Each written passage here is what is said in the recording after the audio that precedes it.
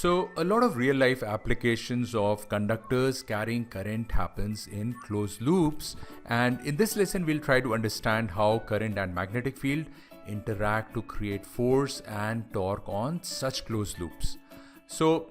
let us consider this loop that is carrying current, and if you apply the right hand rule to each length of this rectangle, you'll find that the net force on the loop is 0. But if you observe closely, you'll find that the force on these two arms would create a torque that will make the loop spin.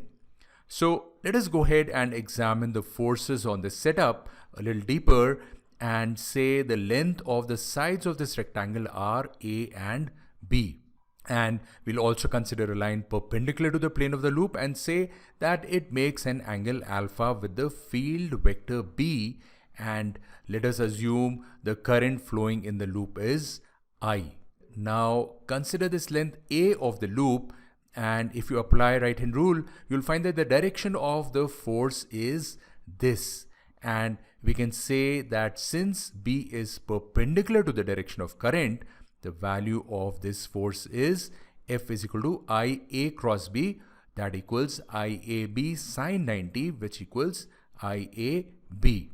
Now if we take the parallel arm, that is this one, we can say that the magnitude of force will be the same, that is IAB, but it would be in the opposite direction.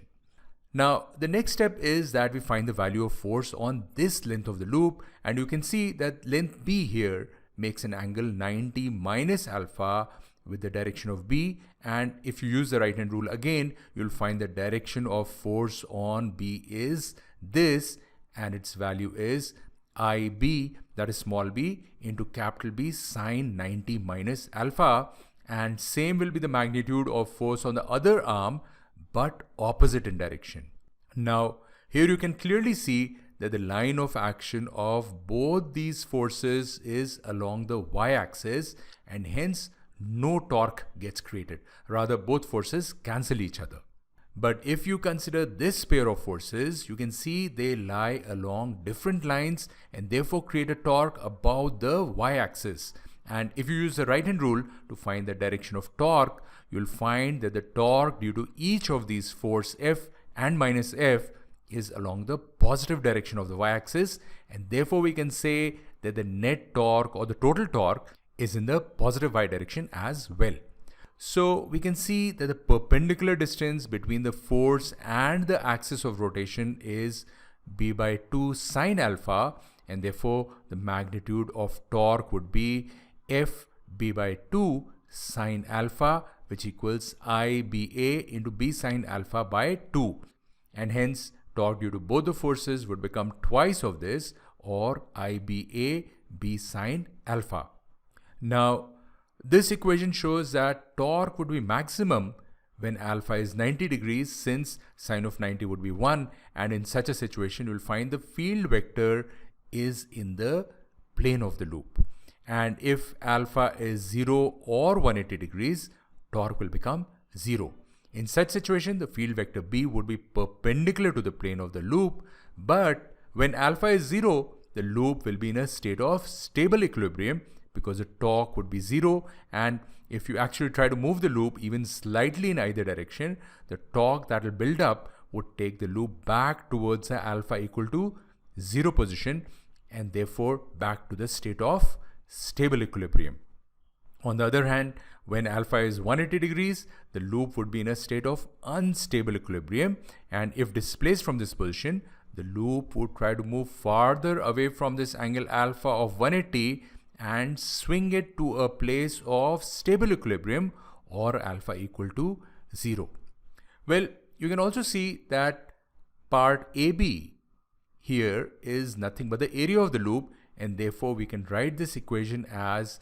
T is equal to IBA sine alpha, and product IA here is termed as the magnetic dipole moment of the loop, and we use the symbol mu to represent the same. So with mu equal to IA, magnitude of torque on a loop can be written as a shorter equation as torque is equal to mu B sine alpha. Now, you must remember that mu is also a vector quantity and has a direction that is perpendicular to the plane of the loop, and its direction can be found by using the right-hand rule. And here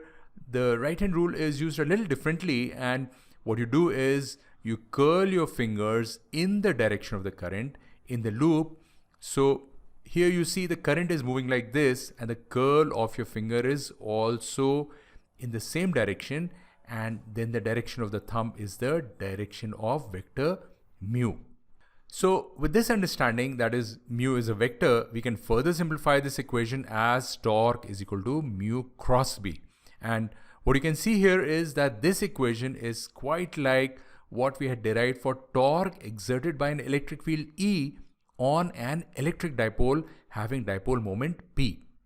And therefore this automatically takes us to the idea of potential energy of a magnetic dipole. So what we are seeing here is that this dipole is changing orientation in the magnetic field, and field does work on it. So let us say that for a small displacement d alpha,